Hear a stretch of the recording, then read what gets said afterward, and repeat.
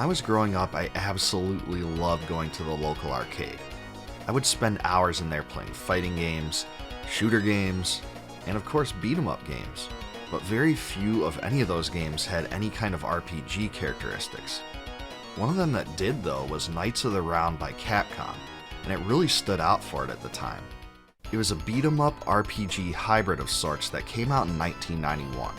And if you just take one look at it, you can kind of see that it has a lot of the same polish and appearance that many of the Capcom beat 'em ups did. This one's based on the story of King Arthur and the Knights of the Round Table, so it will definitely be familiar to a lot of people my age that grew up with that. You can play as King Arthur, Sir Lancelot, and Sir Percival, and you can actually have 3 players playing at the same time through simultaneous gameplay. So in that respect, it wasn't that different from most beat 'em ups, but it did have some unique characteristics too. Before we get into all the unique things that make Knights of the Round special though, please like and subscribe to my channel for future retro content. Alright, so the biggest thing that separates Knights of the Round from nearly every other beat 'em up out there is the fact that you actually gain levels. Yeah, that's right, you heard me. Points in this one actually function as experience points, and you gain greater power when you reach the next level threshold. You can actually see how much you need to get there too if you just look right under your character panel at the top of the screen. So yes, this one actually incentivizes you to strike the crap out of all enemies in sight and pick up as many treasures as you possibly can. Leveling up only means static increases though, so you don't learn any new moves or anything like that. So there's no real customization you can do to increase particular stats, but you will notice a slight difference. The highest level you can obtain is level 16, but I don't think it's even possible to get that high unless you're playing in single player mode. In terms of the differences between the characters, there's not a whole lot, but there are some I guess. King Arthur is a pretty balanced character, Sir Lancelot is a speedy character with a wider ranging attack, and Sir Percival is a slower character with a stronger but slower strike. Naturally, some are better against certain enemies than others, so choosing one is all about trade-offs and which playstyle you like best. There's 7 levels in total in this one, and each of them ends with a unique boss. The bosses are really different too in terms of the types of attacks they have, and they all look great graphically. Take a look at this huge wrecking machine you have to take down at one point. I think that's pretty cool. You've also got this samurai warrior dude too. The bosses will take a lot more hits to take down, much like in other beat 'em ups, but thankfully there are enemy health bars at the bottom of the screen to assist you. Now I do have to admit that Knights of the Round is full of all the medieval cheesiness you would expect from that era. If you're like me though, you'll actually love that aspect because it captures the golden age of retro gaming so well, but some people may not as much. But hey, I think it exemplifies 90s arcade greatness at its best, and there's plenty of other games like it from that time.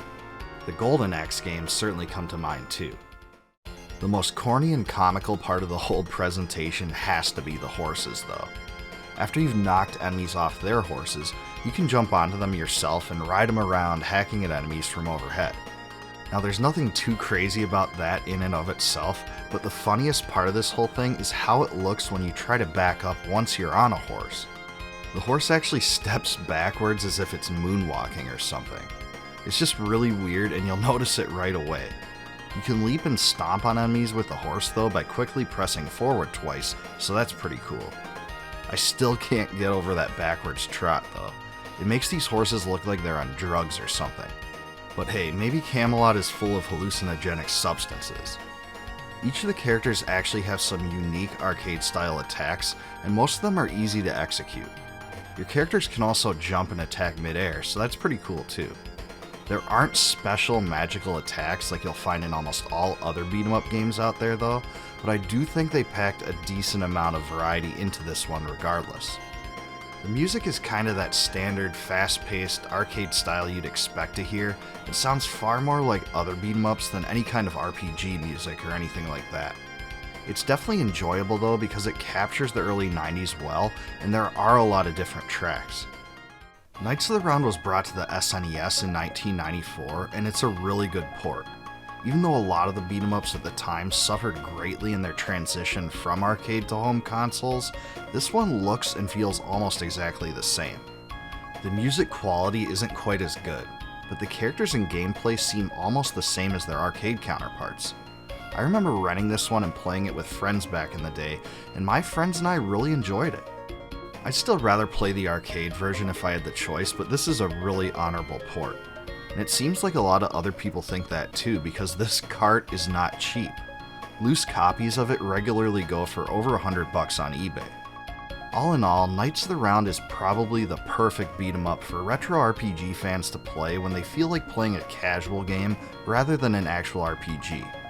If you're a fan of games like Dungeon Magic, King of Dragons, Wizard Fire, and the Dungeons & Dragons arcade games, I think you'll really enjoy this one as well. It's definitely more of a beat 'em up than it is an RPG, but the leveling system does make it pretty innovative.